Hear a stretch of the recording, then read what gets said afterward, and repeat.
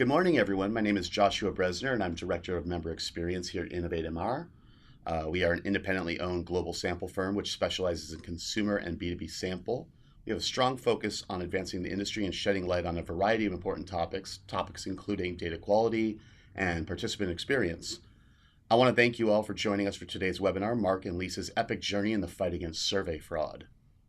This dynamic duo has co-presented on the topic of quality at several conferences over the last 10 years. They are leading experts in fraud mitigation. Well, they're at it again. This webinar is a continuation of their ongoing dialogue, highlighting key trends and tactics employed by fraudsters over the last 12 months in our industry. So first things first, some quick housekeeping items. Today's webinar is scheduled to run about 45 minutes with some time at the end for questions. Please feel free to type those into the interface at any time. All participants have been muted, and a recording of this webinar will be sent to all attendees in the next few days. So to get us started, I'd first like to introduce our participants.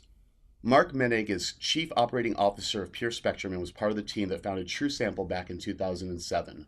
And he has worked passionately within the industry building tools and gathering evidence to improve data quality. Mark has over 14 years of experience in global business leadership and technical innovation. Welcome, Mark.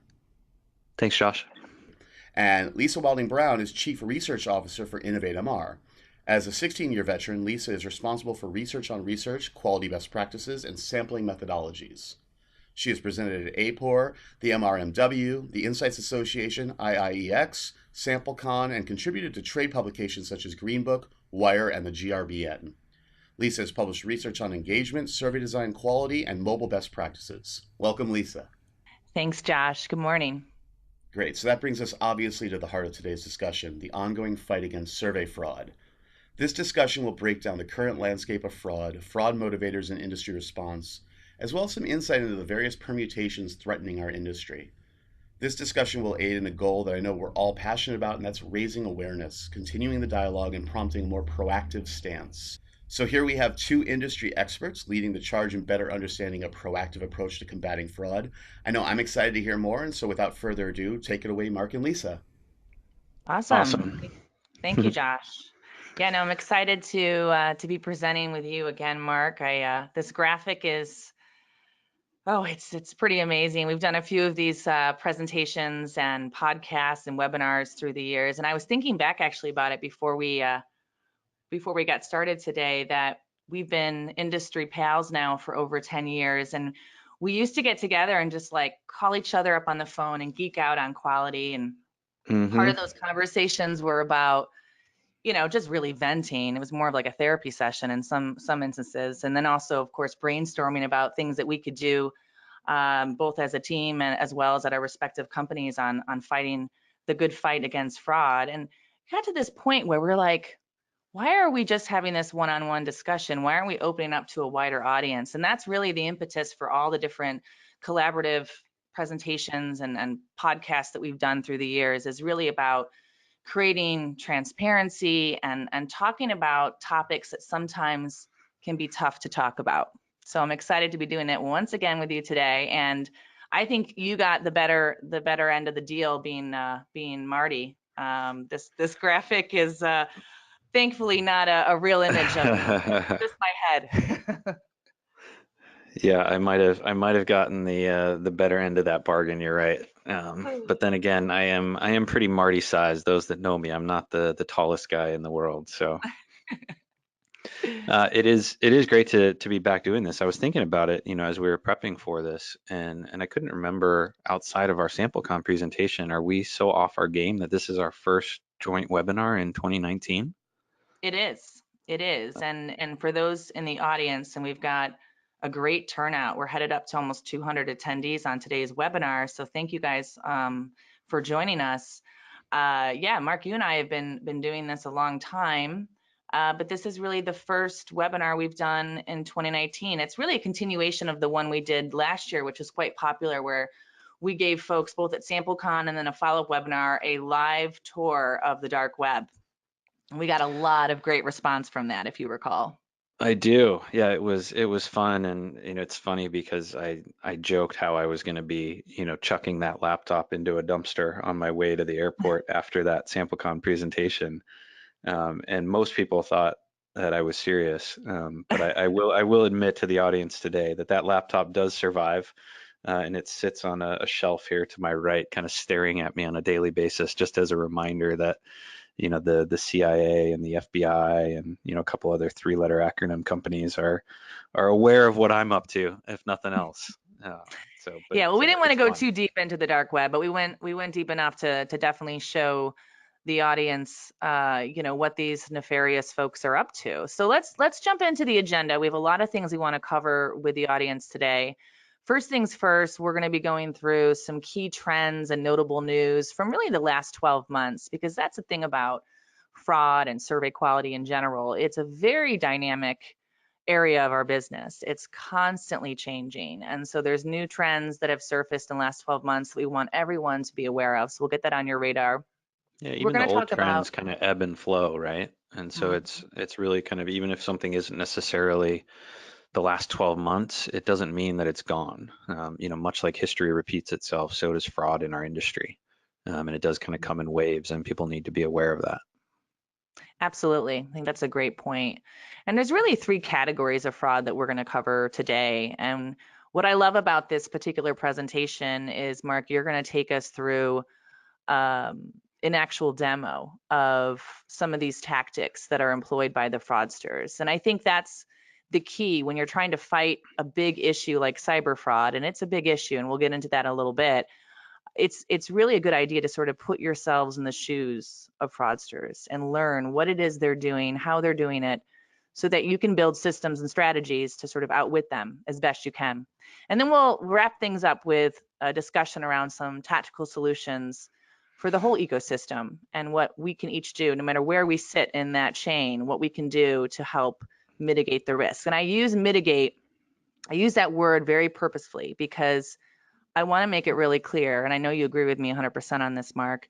We will never be in a position where we can say that we have 100% solved for cyber fraud. It is much bigger than you and I and the industry altogether, right? It's really about reducing your risk, limiting that risk, but being in a position where you can say, it's okay, I'm never going to be 100% perfect, but there are things that I can proactively do to help mitigate that risk. So I want to really point that out for the audience. Yeah, elimination is definitely not the goal. It's unrealistic. And so really kind of that reducing and mitigating your risk of exposure is really what we want people to understand. As well as understand, yes, you're going to see some techniques. We're going to stay pretty surface level on this stuff. We're not going to go too deep today, but give you a little bit of a hands-on experience with some of these techniques and what they are and how they work and the types of tools necessary to leverage them. But we also want people to really understand, and we'll keep coming back to this, is everybody has a responsibility, right? So it's not just a supplier's job or it's not just a buyer's job. There's really kind of a joint effort by all parties within the ecosystem to really get to that right level of mitigation. And so that'll be a theme that you'll kind of keep hearing from us throughout the conversation today. Absolutely. And then we'll, of course, wrap up for some questions. So if folks in the audience have questions, feel free to enter those in the nav bar to your right-hand side, and we will go through those questions at the end. So first things first, we wanted to ask some questions of the audience. So let's throw up, we got two questions here at this slide that we want to ask. The first one is, how important is the notion of high quality sample to your business? So you're going to select one of the following: very important, somewhat important, not very important, or not at all important. So go ahead and select your response. It looks like folks are voting in right now, and we will share results momentarily here.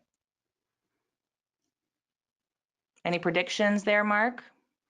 Well, I've already cheated and looked ahead, so I can see the results. So I've kind of polluted my own thinking on it. I'd say it's more or less what I expected, though. Yep. And it looks like about 97% of our audience indicated it is very important. So I would absolutely 100% agree with that notion. Okay, so we're going to move on to another question here. Do you care about sample quality or do you value it? Select one of the following. I care, but I'm not willing to pay more. I care and I'm willing to pay a little bit more. I truly value it and I'm willing to pay a premium. And the last one is I don't really care or value it that much. Go ahead and vote there, folks. Man, And this we'll one's see. interesting the way this one comes from a webinar that we did a couple of years ago, right? Where we actually said, everybody does care, but not everybody values it, was kind of the provocative title of that particular webinar, to try to dig into this idea of what does it mean to care about something versus what does it mean to value it? And the idea being that in order to value something, you need to be able to assign a monetary value to it. And it's very easy to care about things, but a little bit harder to value things.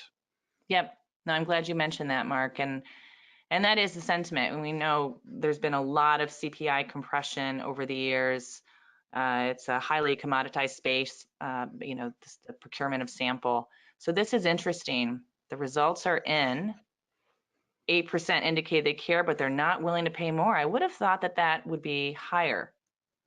Looks like about 52% care and are willing to pay a little bit more. So there's some tolerance to pay a bit more for that added quality.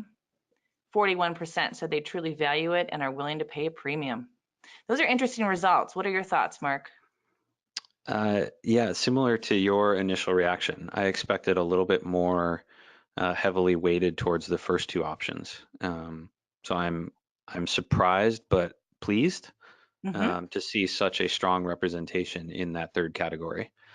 Granted, we may have a little bit of a skewed audience that we're polling here in terms of people that are choosing to take time out of their day and attend a data quality fraud detection kind of webinar, but encouraging nonetheless. Yeah, encouraging is the word, and I would agree that perhaps our sample universe does have a bit of bias. So that's a fair point. Okay, let's move on to the next slide. This is an interesting stat for everyone. We actually presented a similar stat from Forbes the year prior, where they predicted cyber fraud would cost $2 trillion by the year 2019, and then they actually revised that to $6 trillion by 2021. So obviously, when I say cyber fraud is a very significant issue, when you look at it from a dollar and cents perspective, it really hits home. And, we actually intentionally selected this image of a virus because I always liken cyber fraud to any virus, a computer virus, a health-related virus.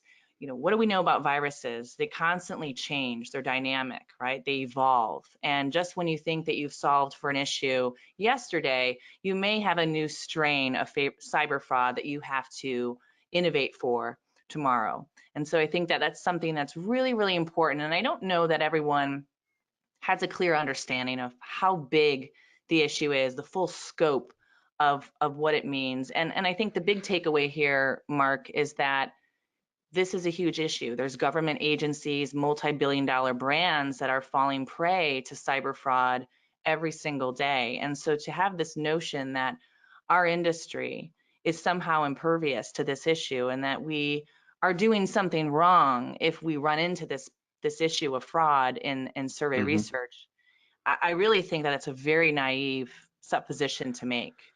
Yeah, there's definitely still kind of that pervasive attitude of people being afraid to talk about, what they're seeing in their own businesses in a truly open, candid way, out of fear of, kind of blowback from whether it's their customers, their suppliers. People are afraid to admit, what they're seeing. But again, one of our key themes throughout, our presentations together has always been to encourage people to just share what they're seeing, just share what they're learning. Because it really is a joint effort of the ecosystem to combat some of these things. And not to go too political or anything like that, but I do love, like you, the analogy here of the virus, and then even more recently, if we think about some of the viruses that are kind of making a new comeback in some ways, things that as a society we felt like had been eradicated, and they're kind of popping up again. Again, that kind of history repeating itself, and preventative nature and steps and things that need to be done, and how easy it is to, forget or to stop doing something that maybe you were doing previously, thinking that, oh, this problem isn't really there anymore, so I'm going to try to cut a few dollars, a few pennies here or there. those types of things. You know, and again, maybe we're preaching to the choir a little bit here, you know, but people, when we see, you know, 93, 92% of, you know, our attendees saying that they care and they're willing to pay anywhere from a little bit more to a premium to deal with this stuff, you know, it's just a really good tangible reminder of, you know, don't forget to stop doing what you've been doing in the past and then continue to layer on new things as a way to make sure that you're truly addressing your problems and collaborating with your buyers, your suppliers, and every bit of any technical system that touches your workflows. Make sure that you're analyzing all of it to understand where your weaknesses are so that you can work to protect those. Absolutely. Don't ever be complacent, I think, is the big takeaway here. And remember, you know, quality isn't expensive, it's actually priceless. And when you do cut corners and you run into a quality issue, it has very extensive costs and extra time and a lack, you know, sort of a lack of trust that can sometimes be instilled with your client. So there's a lot of costs associated with cutting those corners or not letting history inform your future actions. So let's talk a little bit about the categories of fraud. And I don't think that these are necessarily mutually exclusive, right? So over on the bottom right-hand side, you see this image, and I guess shirts are not a requirement in this particular scene. But this is a great example of what we often refer to as like a click farm, right? It's sort of human collaboration at its best. Everyone has their own unique device, but they're all taking the same action. If you look at those screens, you can see that they're inside the same survey, and often they're given a blueprint or a script to follow. So what they do is they'll typically join multiple panels, leverage technical means to bypass security checks. And once they feel the coast is clear, then they really go to town, right? And they may very well fail a survey over and over and over again, but they're informing that blueprint with each failure. They're figuring out, you know, how to get through that screener. And then once they do get that established blueprint, they distribute that to their collaborators, and then they're able to complete that survey on a very, very wide scale. Yeah, there's new, you know, advances in, you know, kind of browsers and testing tools that have legitimate purposes, whether it's, you know, device emulators, whether it's, you know, headless browsers, Selenium browsers, types of things that, you know, can learn and remember, you know, interactions and activities that they've done.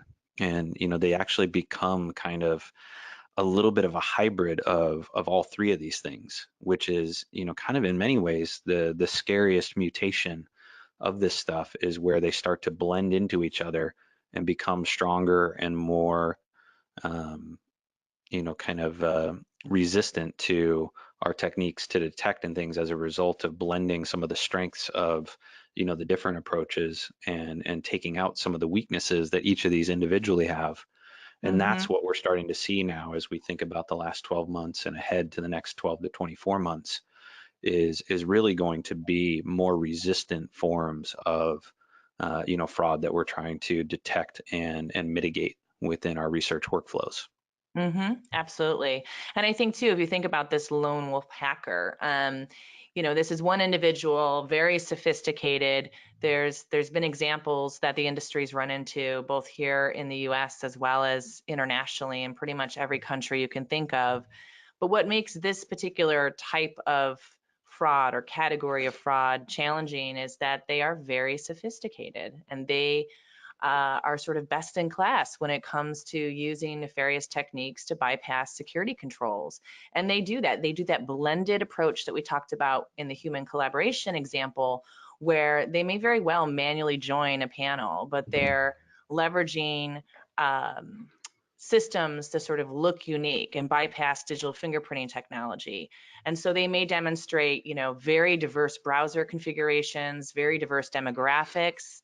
They're not sort of these silly kind of well-patterned behaviors. They know that our systems look for patterns, right? And that leverage machine learning to find those patterns and those trends across the records and panel companies. And so they know that they need to come in and look very diverse from their last instance of joining. And then from there, they actually start to leverage bots. Again, once those checks that they've tested against are complete, they can actually use programmatic scripts to then input data into client surveys. So they're using, again, that blend of manual and more automated solutions to thwart our practices against fraud. Yeah, and we're going to talk a little bit more about it later too, but for the audience, I think it's good to really remember too the privacy environment that we're all operating in and driving towards at a very rapid pace is not something to take lightly or to really kind of forget about. The data necessary to do a lot of this fraud mitigation and everything is becoming harder and harder for us to collect, harder and harder for us to process, just due to the litigation and the legislation that is coming down relative to consumer privacy. So again, not to be taken lightly, and we'll actually get into that a little bit more later on here. Yeah, so real quick, we'll go through some notable news. I just want to remind the audience that last year was a busy year. You know, we had the Cambridge Analytica and Facebook issue that came about, was widely publicized in the media, but there were countless other data breaches. One in particular, Aadhaar, which is an Indian-based database company, had a data breach where 1.1 billion users' information was compromised. And then we've also seen an uptick in malware and ransomware. And I think the big key takeaway here is it's not just the large enterprises that are at risk, Mark, it's small and medium-sized companies. They are definitely a target as well. No, absolutely. And a lot of this, you know, these data breaches and things, you know, what I really like to highlight for people is, especially given, you know, my background with TrueSample, and many people know TrueSample as, you know, kind of the real unique and engaged respondents. And part of what we founded that business on was the idea of a traditional identity validation of users. First name, last name, home postal address, right? Simple enough. Incredible efficacy in terms of helping draw out and remove fraud and those types of things when it was introduced in 2007, 2008, right? But fast forward to today, and I guarantee you it is far easier for fraudsters to be inputting real names, real postal addresses, and those types of things because it's out there, it's available, right? And this is one of the things that we showed in the dark web is how this data and this information is available for purchase now.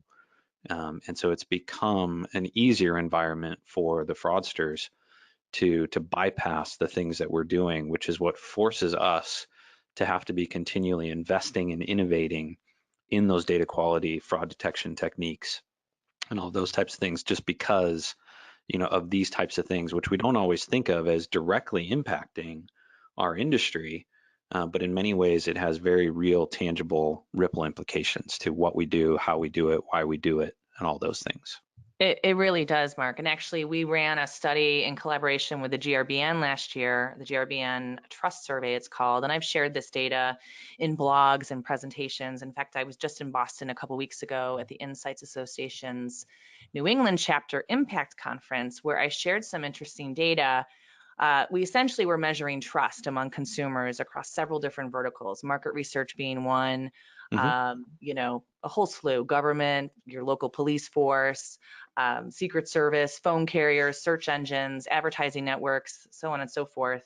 And the big takeaway on that particular study was that we are not unique. We are not different as an industry. We are not special, right? Right. We like to think that because we're conducting research and there's a code of ethics and standards that we subscribe to, that somehow consumers will see us differently than some of the things I just mentioned, where the data really showed something that was quite concerning. Among all those different verticals I mentioned, consumers only demonstrated a 27% rate of trust. We actually fared lower than mobile carriers and search engines like Google.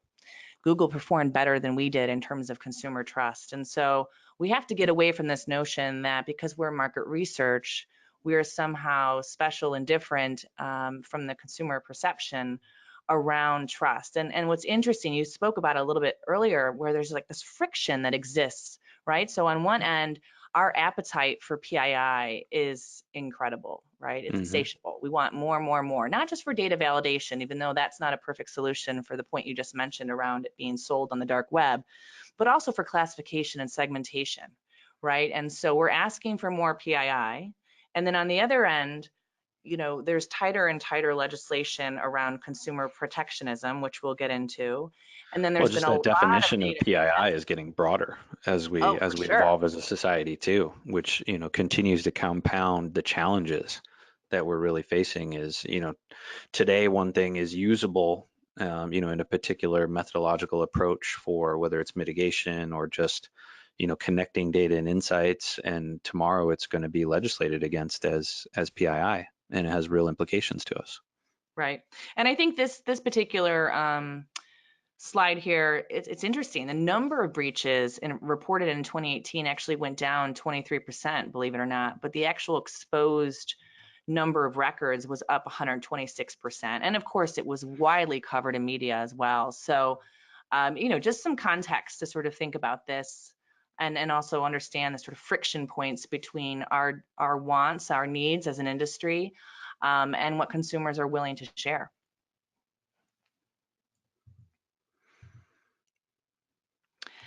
Okay, real quick. I mean, we've talked about this at different webinars. We actually have another one coming up soon on our side here at Innovate MR. But you know, this just speaks to the point. There's been a lot of legislation that's come out. GDPR last May. I don't know about you, Mark, but it was a very busy month for me. I was signing documents left, right, and center. It was, yeah. I mean, we're lucky as an industry too. We're still somewhat insulated from, you know, the real teeth of GDPR. But it's a sleeping beast that is still going to rear its head in our industry. I guarantee it. You know, as things go, it's going to happen in, you know, kind of the Googles and Facebooks and online advertising first. You know, where the, you know, opportunity to levy fines and those types of things is greater. But then it will slowly permeate out through those tangential industries, which we are one of those. And so I still think the real teeth of GDPR is yet to come in our industry for all of our businesses. Agreed. And I think if you look at the US data landscape, there's some really interesting differences. You know, you've got the Vermont data broker law that went live January 1 of this year, which requires companies that conduct, you know, and broker data among Vermont-based consumers to register with the state and to pay a registration fee and to be very forthcoming and candid about data breaches that may have occurred, data flows that exist within the organization and third-party folks. And then also you've got the CCPA, which is going to be probably the most sweeping GDPR-like piece of legislation that was passed last year. It's going live January 1st of 2020. That's right. It is similar to GDPR, but it is not the same for a couple of different reasons. It impacts the household, so it's not just about the actual data subject, like they call it in GDPR, and then also it gives citizens of California the right to private action. So they could solicit the services of a lawyer and go after a company. It's not something that needs to be coordinated through a large-scale government agency like the EU. And obviously, there's going to be a lot more states and countries to follow, which makes it even more challenging for us to navigate. Yeah, I think this is, you know, one, again, I don't want to harp on the legal side of things too much for people, but it's more just to be, you know, a reminder of the landscape in which we're all operating our businesses and looking to grow our businesses and continue to find additional ways to drive value to stakeholders, shareholders, et cetera. The landscape is going to get more complicated every day, every month, every year type of thing. And it's something that we all need to be very mindful of, because again, as we think about, you know, people being willing to pay a little bit more, people willing to pay a premium, you know, coming back to our poll results, a lot of this stuff is going to be very kind of behind the scenes. You're not going to see it and you may not even necessarily feel like you're getting a ton of value for it, but there's a lot of expense that's going to be endured by the ecosystem in dealing with these types of things. And that's another area where, as an industry, we're going to need to remember, what does it mean to be compliant with all of these things comes at a real cost. And buyers, suppliers, everybody needs to be having that conversation about what it really means and how to deal with that, and how to even still continue to keep a respondent first perspective on all of this. Let's not lose sight of our consumers as really a very precious asset in the grand scheme of things. So here's just a quick example that I pulled up as we were getting ready for the presentation. You could sort of Google click farms, and the number of images that come back is incredible. In fact, there was a video we showed last year, Mark, if you recall, where over 10,000 mobile devices were seized and 350,000 SIM cards. So there's, I think this is evidence that there's real scale here behind the fraudsters. They can be operating from a small, tiny, hot room somewhere in the middle of APAC or South America, or even here in the US, and they can do serious damage. Absolutely. Yeah, this is, again, just a reminder that anywhere where there is an environment ripe for fraud, fraud will manifest at some point in time, right? And because we operate in an incentivized world for completing surveys, this is not something that's going to go away. And just removing the incentive probably isn't the answer either, right? I don't think that's fair to respondents. They deserve to be compensated for their time and the sharing of their thoughts and insights and those types of things. So, short of that, we have to be mindful of the advances and the evolutions that are happening in technology that are making, this committing of fraud easier and easier. And this was, again, just a reminder for people from last year's presentation, where we actually took you live onto the dark web. So instead of taking you live onto the dark web today, we thought we'd just bring up a few of the websites that we actually visited last year, just as a reminder for people, again, just to see the breadth of the type of stuff that's out there, right? Renting a hacker. So you don't even have to know how to hack yourself. You just have to know how to buy a hacker. And you can do that, and they have technical skills. They put kind of their own hacking resume out there for you to see and understand if it's what you're looking for and what you're trying to achieve. Fake IDs, right? So driver's license with all the necessary, holographic images, laser engraving, the ability to kind of bypass anything. Again, that's real PII data that's going to, be in play through breaches and different things. And then a little bit of the more shocking types of things with the hiring of a hitman network and those types of things. So again, kind of ranging from the relatively benign to the downright scary and concerning type of stuff that exists out there. And again, for people, you don't stumble onto the dark web.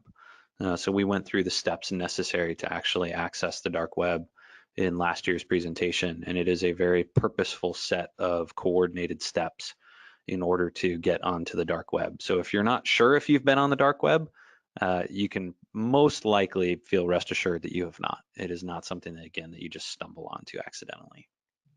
Two things that I thought were really surprising with that particular adventure, I'll call it. One was, in our research, we realized, or read that only about 15% of what we see is visible, right? That there is a whole kind of, it's like an iceberg, what we are able to the Google, internet as we know it is very, very small portion of what's out there. Yeah, represents 15% of the overall content. So, there's 85% underneath the surface. There's a lot happening that you and I, don't have visibility to. And then the other thing I thought was really interesting with that adventure was that, the hire a hacker example that we shared, he had his own e-commerce model, a shopping cart. You could pick out different packages and even pay an extra fee to expedite the hacking. And there were different degrees of damage that you could do. So it's pretty amazing, the level of sophistication and scope that we were able to uncover in the dark web. Frightening for sure. Absolutely. All right, let's get into a little bit of the hands-on demo portion of the conversation this morning. So 2 out of 3 of these we're actually going to demonstrate for you live. We'll actually show you some IP spoofing and some URL manipulation, and then we'll talk about the digital hijacking, kind of in a parasitic form a little bit as well. So IP spoofing. Most simply explained, this is basically just taking an IP address and finding ways, tools, techniques to get yourself an IP address that makes you look like you are somewhere else, right? So there are still daily, I hear examples of people that are deduping in their surveys based on IP address without a real understanding of the nuances of IP address. And with the kind of proliferation of internet-enabled devices and mobile networks and different things, all of the different complexities around IP address. I think the data that I've seen is that if you were to use IP address by itself as a means of deduplication, it's not going to be more accurate than kind of a 20 to 30% accuracy rate, meaning that you're going to be exposing yourself to both your type 1 and your type 2 errors upwards of 70 to 80% of the time. So I'm going to jump out of the slides here for a second, and I'm actually going to come over to a VPN service that I've installed. Hopefully that's going to come up for everybody. Yep, I can see and it. so what this is basically, this is a little tool that you download from the internet. There are free versions and there are paid versions. And much like all things on the internet, things that you pay for tend to have a little bit better quality, higher service, those types of things. So I actually paid for this particular VPN. There are tons and tons of legitimate reasons to have a VPN service in terms of where you may want to make it look like you're connecting for somewhere else, those types of things. And again, that's the challenge of fraud in our industry, is that many of the tools and techniques that these fraudsters are leveraging do have legitimate purposes in other industries and other things that people might want to do online. And so they're leveraging those existing tools. And this is just an example of that. Totally legitimate VPN service and application that I've downloaded and installed, but I can use it in order to conduct kind of nefarious activities. So right now, let's see if I go over to Google real quick and let's see, what is my IP? Let's have that come up for everybody. So you can see what my IP is here, 735912223. And Google is saying that I am in Montlake Terrace, Washington. Perfect. And that is a true statement. I'm sitting in my office in Montlake Terrace, Washington, so that's highly accurate. So let's close that for a second and let's come back over here, and now let's click this, and you can see I can pick from any number of different countries that I want. These are just the recommended ones. You can go to the all and you can browse, by the Americas, by Asia Pacific. I'm just going to go ahead and click to connect to Hong Kong, just to show everybody how easy it is to make my computer essentially broadcast out as if it's in a completely different location than where I actually am. So you can see that little green circle has completed. I'm now connected in Hong Kong. So let's go back over here to Google and let's go back to what is my IP. Let's go ahead and take a look at what it's saying now. So you can see very different results coming up now in terms of where Google thinks I am. If I come down, you can see it's actually displaying even some of this footer data in Chinese as opposed to English where I was previously. So let's come back over here and let's go ahead and pick another location. Let's try Switzerland for this one. Go ahead and hit continue. You see that little green circle is coming around, filling up, and we'll shortly be connected in Switzerland. And there we go. Close out that browser window. Come here. We'll try it one more time. What is my IP? And you can see very different results yet again, now indicating that we are in fact in Switzerland, Zurich, as you can see down there at the footer. So Google thinks that we have now transported ourselves from Montlake Terrace, Washington, to Hong Kong, to Switzerland. Let's do one last hop here and let's finish up in the Netherlands. And we'll go ahead and connect. There we go. We should be all connected. So we'll reopen a browser window there. And one last time, what is my IP? And lo and behold, you can see that Google is indicating, for all intents and purposes, that it believes us to be in the Netherlands. So again, these systems kind of indicating the fact that they're triggering off of that IP address, right? I think the big takeaway, Mark, for that one, which I thought was really interesting, is that you can change your location within a few seconds. And when you navigate to Google, Google will actually show you what would be appropriate for that newly spoofed IP address. So you're able to actually trick Google. That's right. Yeah, any number of businesses, systems, sites, and everything actually do trigger off of IP addresses, because every IP address is actually geolocatable to a latitude, longitude coordinates. And that's kind of its power, is that it allows you to get kind of that very, kind of accurate kind of geolocation, with the exception of when it's being spoofed. And so, again, apologies with the technical difficulties there. That's one of the downsides of VPN, is not all these presentation softwares like it when you're doing that. But I changed my IP address 4 different times in the matter of a minute and a half, kind of thing, with simply clicking of a button type of thing, and that costs all of $12 a month for that particular service. So again, not even a major investment by fraudsters to have that type of tool at their disposal. So let's talk about the digital hijacking for a second, Lisa. I know this is one that you've kind of been talking about recently and everything. And so I'd love to kind of get your impressions and thoughts and what you're seeing and hearing around this one. Yeah, so I think a lot of folks in the industry think that digital fingerprinting is sort of the end-all be-all solution to mitigate that risk. And unfortunately, like all the other fraud mitigation tactics, there are gaps, there are holes, there are things about digital fingerprinting that are not perfect. And there are very sophisticated folks out there that have found a way to bypass that. So essentially what digital hijacking is we like to refer to as parasitic fraud, right? So these fraudsters will put executable files hidden behind banner ads and different offers and things that you may participate as a normal consumer online. You click on that graphic, you click on that banner ad, and what you don't realize is what is happening is you are actually giving access to that fraudster to come and use your device as a host. So they are the parasite, you are the host. They are borrowing your digital fingerprint, your uniqueness, and they're taking that with them. And they're actually conducting fraud on a very massive scale, but they look unique and they pass that test of digital fingerprint because they're using your digital identity. And we see it. We see folks that are able to get into this industry's surveys.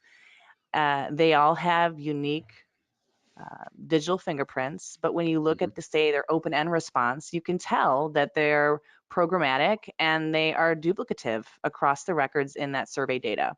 So these are operated by the most sophisticated of fraudsters. And I think that's the other thing too, is that quality really exists on a spectrum, right? And there are certain solutions that help to mitigate, say, the less sophisticated fraudsters, but then you've got on the other end of the spectrum, highly sophisticated fraudsters that are able to really use an entire toolbox of tactics to get through the various layers that you have. And it really is all about having multiple layers, Mark. Absolutely. Yeah, let's talk about one of those like slightly more sophisticated ones. We talk about that spectrum, and you were just talking about how, in reviewing the data, in the responses, how you're able to kind of identify some of the questionable, respondents and those types of things. Let's go to the far end of the other spectrum. There's no data, right? But somebody in the ecosystem thinks that there's a complete, right? These ghost completes that everybody has started to see and deal with, and those types of things. We wanted to show people how that can actually happen, and what it is that people are doing around this idea of URL manipulation, link hacking, lots of different terms out there. But essentially the idea that somebody is taking the links that we all deal with in our industry and manipulating components of that link in order to trick the various systems into thinking that a particular transaction was in fact a complete, when in reality, they never even answered a single question in the survey. So again, I'm going to jump out here and go back over to Google. And then my disclaimer on this is that for the purposes of this demonstration, we have created some special demo accounts and purposely turned off all security, all fraud detection in order to demonstrate for you what things look like if you are completely exposed, right? So this is not something that would necessarily be experienced on a day-to-day basis by those that have good mitigation techniques in place, but we did want to be able to kind of show you.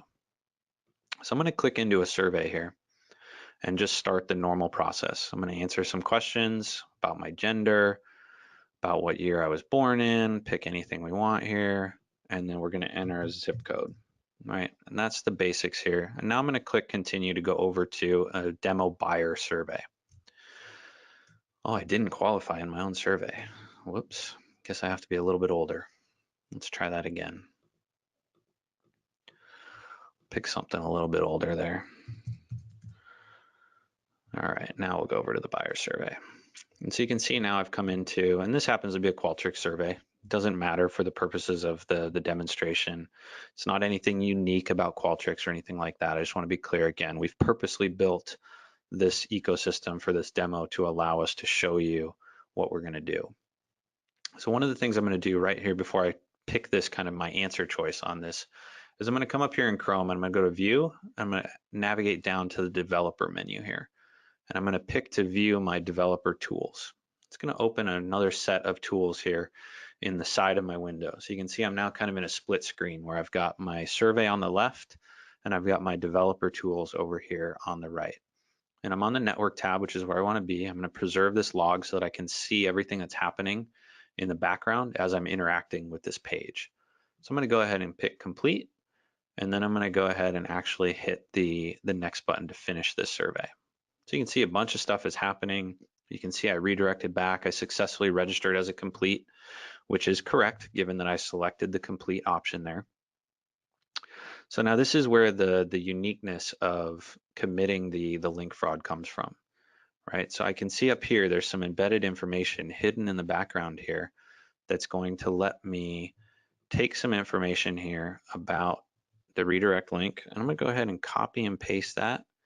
I'm going to open up a new browser window and I'm just going to put that there, and then I'm going to park that and I'm going to come back to it in a minute. I'm actually going to come back to this survey. I'm going to start it one more time. Again, I'm going to answer some basic information. I'm going to make sure that I pick an age old enough again this time so that I can get over to that buyer survey, enter my zip code. Then I'm going to click continue. Now I'm into this buyer survey again. So if you remember last time I picked complete and then hit next. I haven't done anything on this page other than land on it. I'm going to come up here into the URL. And I'm going to grab this transaction ID. I'm going to copy and paste that. Come back over to this tab that I parked. Notice I left a blank spot for a transaction ID. So I'm going to pop that transaction ID in. Again, I have not answered any questions within this survey with this transaction ID. And now I'm going to hit enter. And you're going to see that I'm going to redirect back, and I've now successfully registered a complete. So one of the systems in this workflow thinks that a complete was achieved, but the buyer survey over here doesn't actually have that complete because that respondent never actually answered that question or answered any of the questions in that survey in order to be a legitimate complete. So again, that's a very simplistic demo specific way of showing you URL manipulation. Again, with an environment that we purposely and perfectly designed to be able to demo it quickly and easily for you. But that is the basics of what we mean when you hear the ideas of URL manipulation, link hacking, and those types of things. The common types of ways to help mitigate that are going to be with your link security, right? And there's a lot of different techniques out there. And I actually don't want to talk too much about what they are and how they work, just so that that information isn't out there and available to respondents. What I would like to do is make sure that I'm encouraging all attendees on this webinar, whether you're on the supply side or the buy side, make sure that you're having the conversation with all of your stakeholders about what your strategy is around link security, make sure that you have one, and make sure that you're protecting all of the different kind of pass-off points between your system, your buyer, your system, your supplier. Make sure that all of those connections are secured and kept so that there is no ability for this type of URL manipulation to happen.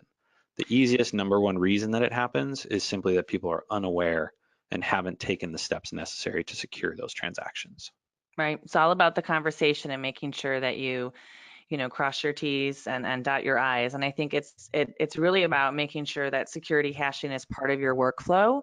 And one of the things that, you and I have talked about, Mark, is that any non-hashed redirects at any point in that process is essentially a failure to the entire ecosystem. That's right. It just takes one. So it really only needs to takes one unsecured hop, and then the entire transaction is now going to be brought into question. That's right. Okay, well, let's wrap things up. I think, the big takeaway for us, Mark, is that, we've got to stop assuming that it's not going to happen, because it's not a matter of if, it's a matter of when. And That's right. And I, one of the things that we've talked about a lot in the past is just there's no silver bullet. There's no one solution, whether it be technology, machine learning, blockchain, or some sort of methodological approach around red herrings and trap questions. There's not one silver bullet that's going to end this. This is cyber fraud, $6 trillion issue worldwide, bringing down massive government agencies and multi-billion-dollar brands, right? So the best thing that we can do is really adopt a more longitudinal approach and look at each part of the ecosystem and what we can do, whether it's before, during, or after. What are your thoughts on that? Yeah, no, you're spot on, right? And it's amazing to me how desperately, as an industry, we keep wanting to find a silver bullet. And there's little techniques or new technologies that will pop up, and they get kind of put into this limelight of being, the solution to all our problems. And time and again over the last, 2 decades, it's continued to show that that's just impossible. And people really have to take the multi-layered approach that you're describing here and make sure that they, not only continue to do what they've done in the past, but continue to innovate going forward and be dynamic like the fraudsters, right? That's our last bullet there. And it's there for a reason, is the fraudsters more often than not are more dynamic, more engaged, and more motivated than we are, I'd say 9 times out of 10. And that's what exposes us as an industry and what causes us to not mitigate as much of the fraud as we can, is because we're not doing it the way the fraudsters are. Right. It's really about being unpredictable, like the fraudsters, and changing up the tactics and keeping them on their toes. And I think too, we shouldn't underestimate the importance of in-survey design. I see a lot of surveys across my desk, and I hate to say it, but some of that design is pretty leading. Yes, no questions. While they're really super easy for the respondent, more times out of not, you're going to go for the yes, right? And it's Right. gonna get you to that survey. And so Or a I don't battery want of to sort of open say, ends, 22 minutes into what was told to be a 15-minute survey. And right, I mean, that list goes on and on and on. right. I don't want to say don't trust anyone, but I definitely think you got to build a survey instrument that makes the participant work for that qualification. Don't have revealing questions in play, but also be mindful of respondent fatigue. And that's the thing that can be more nebulous to identify, right? What is fatigue and what is fraud? There's a lot of gray. It's not this sort of binary scenario where you've got good, bad, yes, no type of scenario. A lot of times it does exist on that spectrum, and it can be really difficult to pick out who is a tired respondent and who is a professional fraudulent respondent. So, got to use those tactics in survey to test them out, and don't rely just on one trap question. Use a series of different checks within your survey tool so that you can really make a good decision on that survey data. Absolutely. Yeah, let's skip over our last poll here and let's go straight to our questions. And so maybe we can turn it back over to Josh and see if we've got any questions that have come in. I want to make sure the last couple of minutes here before we hit the top of the hour that we, kind of take some questions that the audience might have and make sure that we spend a little bit of time with that. Absolutely, Mark. Yeah, we have a lot of really good questions actually pulling in. So I'm just going to kind of go first come, first serve here. So the first one from Noreen is, why do fraudsters bother? Most surveys offer such a small incentive. Well, I mean, I think from my perspective, and I've heard other folks ask that question, it doesn't seem like a lot, right? Most surveys probably offer a buck or two to complete. That doesn't seem like a lot in the grand scheme of things, but you have to think about a lot of these fraudsters, while very sophisticated, they're also very motivated from an economic standpoint. And we saw this come out of Venezuela. Mark, if you recall that about a year and a half ago, the industry got hit with a lot of fraud from Venezuela. And, to know the sort of background of that country, they were going through an economic crisis and all sorts of problems specific around their currency was completely. The government had just authorized a special monthly stipend for pregnant moms.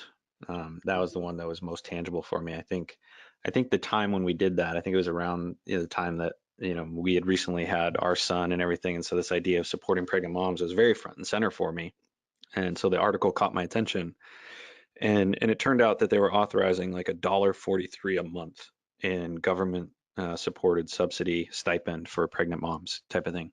And it really just crystallized that global environment that we need to, make sure that we're looking through that type of lens to understand the motivation of fraud, because, that 50 cents for a survey that takes 20 minutes is a significant percentage of the kind of earning opportunity that some people in some countries are going to have.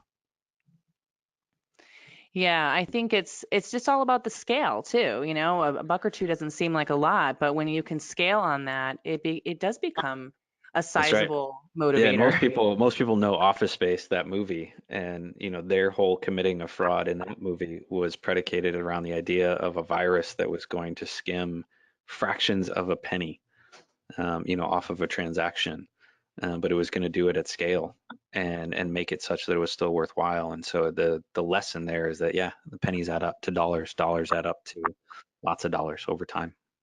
Absolutely. Well, we're here at the top of the hour. We can maybe squeeze in one more question, Josh. And then for those folks that had questions come in, because I'm looking at the list here, there's quite a few, we will put together a write-up with our responses, as well as send a link out of the recording for all those that registered and for those that registered but weren't able to attend as well. So why don't you give us one more question, Josh, and then we'll wrap up. Sure. This one's from Adam. Do you think the problems discussed today will ever really be addressed by the industry? It seems a bit of a prisoner's dilemma where the cost needed for genuine quality sample means researchers are more likely to ignore the elephant in the room. Wow, I don't know how to unpack that, Adam. There's a lot there. Yeah, there is. I mean, I'm a glass half full person. I like to think that, with more open dialogue like this discussion today, that we're going to proliferate more education throughout the industry and get folks to really see that not all samples created equal, and that there are companies out there that are investing a great deal amount of time and energy into fighting cyber fraud. And that comes with a real cost, and there is a value to the client and to your end client. And so I think, as I think about it too, it's I'm hopeful for the future, but I think it could be a bumpy. Yeah. I mean, those that have seen my Pure Spectrum's Mars video will think that I'm a glass 100% empty kind of personality, but I'm actually more glass half full like you, Lisa. And I do think as people continue to leverage the power of technology, look for ways to be more efficient, more automated in the way we're doing things, to save kind of the cost and some of the things to where we can apply it for better ROI within the overall ecosystem. I think that's going to be part of the solution. And I do think, again, the numbers that I'm seeing from people, saying that they are willing to pay even a premium for this stuff is really, really encouraging. And I think that's the first step towards, us truly feeling like we have a degree of mitigation on what we know about today at a level that, we think is appropriate. Great response, Mark. I couldn't agree more. Well, let's wrap this up. We will take note of all of your questions. Thank you all, for joining us today. It's been a really great discussion, Mark, as always. Absolutely. Thanks for everybody joining us for this. Yeah, it's been great. Another fireside chat will be in the future, I'm sure. But in the meantime, we will plan to send out a recording and responses to all of your wonderful questions. And thank you again for joining. Have a wonderful rest of your day. Take care, Mark. You too. Bye-bye.